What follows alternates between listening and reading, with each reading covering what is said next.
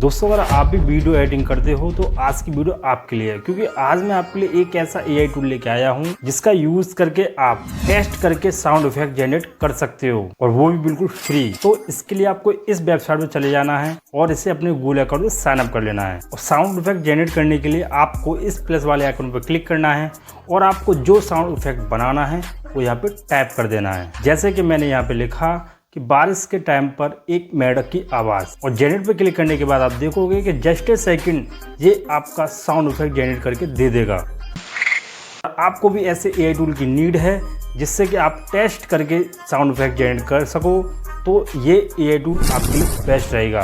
अगर video informative लगी हो तो वीडियो कर दो लाइक।